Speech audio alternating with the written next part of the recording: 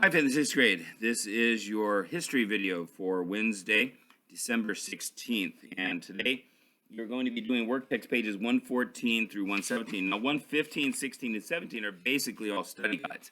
And so really all you need for that is to get the pages you had done previously, which I still have in the tray.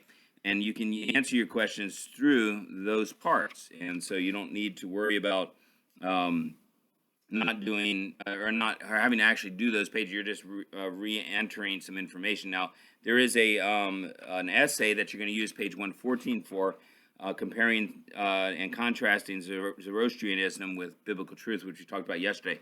Whenever you have these groups with long lines, that's telling you there's some writing that you need to do there.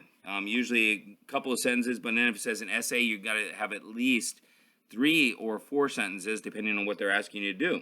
If there's enough information there, you should have 3, possibly even 4, supporting sentences I'm talking about, for the topic sentence. Remember, you have to have a topic sentence. A topic sentence is a sentence that tells you what the paragraph is about generally. Then you go into details to show that supports your topic sentence, okay? So, on page 152 and 153 and 154, you have about how the war began, the Battle of Marathon, the Battle of Thermopylae, the Battle of Salamis, and the Battle at Platae. And so these are about the battles with the Greeks that the Persians had that they never really were successful at. And in fact, that's the next big empire is going to be Greece, and they're the ones that are going to take over from them, especially with one man named Alexander the Great. But that was he died at 32, so he wasn't very old, and he is the one that brought Greek language, Greek culture, and things to the world. All right, so let's go ahead to our reading. It's page 152 is where we're starting. It says, War with Greece, the Battle of Marathon.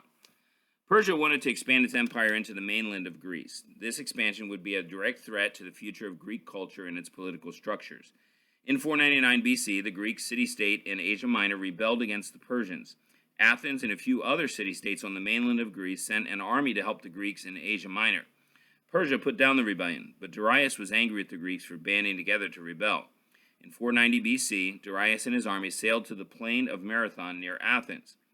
The Persian army had about 20,000 soldiers spread out on the plain, while the Athenian army had only about 10,000 men. The Athenians stayed hidden and planned their strategy. They would wait in the hills and attack the Persians the next day. In the morning, one of the Athenian generals ordered his men to attack the Persians. He placed the army in a long line and had them run full speed toward the Persians. It looked like a foolish plan to the Persians, but it worked. The Persians forced back the center of the Athenian line, but the soldiers who were out on the wings of the lines were stronger. They attacked both sides of the Persian army, trapping them and then banding together like giant pincers. The Persians lost the Battle of Marathon. According to legend, a Greek runner named Phidippides ran back to Athens, a distance of more than 25 miles, to report the good news.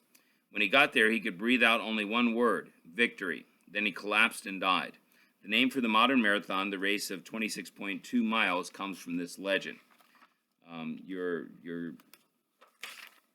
secret word is going to be marathon today. The Battle of Thermopylae. Darius died before he could take revenge on the Greeks. His son Xerxes became king and decided to continue the war with Greece. In 480 BC, the Persian army attacked Greece again. They crossed from Asia Minor to Greece through a strait called Hellespont.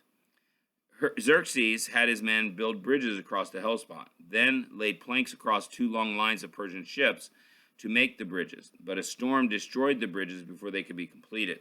Xerxes was so angry that he executed the engineers who had designed the bridges. He also ordered his soldiers to beat the waters of the Hellespont with 300 lashes. When his anger subsided, Xerxes ordered that the bridges be rebuilt. His army was finally able to march across the coast of Greece. Sparta, another Greek city-state, joined with Athens in fighting the Persians. Sparta had a strong army. The Greeks decided to position their forces at Thermopylae, a mountain pass about 50 feet wide. At first, it looked like they would be able to defend the pass and hold back the Persian army. But then a Greek traitor showed the Persians another path through the mountains. Before long, the Greek army was surrounded. They fought to the end but lost. The Persians then marched to Athens and burned the entire city. All right, and then the last page here, it says the Battle of Salamis. The Persians had won the Battle of Thermopylae, but the Greeks were not ready to give up. An Athenian general named Themistocles, Themistocles probably is how you say that, had a plan to help the Greeks win the war with Persia. Themistocles knew that the Greek ships were smaller and faster than the Persian ships. If the Greeks could trap the Persian ships in a tight space, the Greeks could win. Themistocles decided to fight the Persians in the strait between the island of Salamis and the mainland of Greece. The Greeks lured the Persians into the strait with a false report that the Greek ships were trying to flee. The battle began in the morning, when sea breezes created strong waves in the strait. Once the Persian fleet had entered the strait, the sailors had a difficult time steering their large ships against the waves. Meanwhile, the Greeks launched their ships from the beach of Salamis. The small, lightweight Greek ships rammed and sank many of the Persian ships. The Greeks won the battle.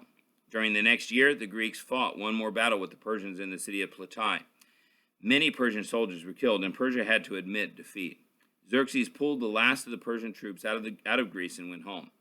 The wars between the Persians and the Greeks are known as the Persian Wars. Although Persia lost the wars, it remained a powerful empire for more than a century after the losses. And so, there is your reading today. You already have your secret word, and so that was a short one today. Hopefully you enjoyed it. Make sure you get those worksheets done. Have a good day. Bye.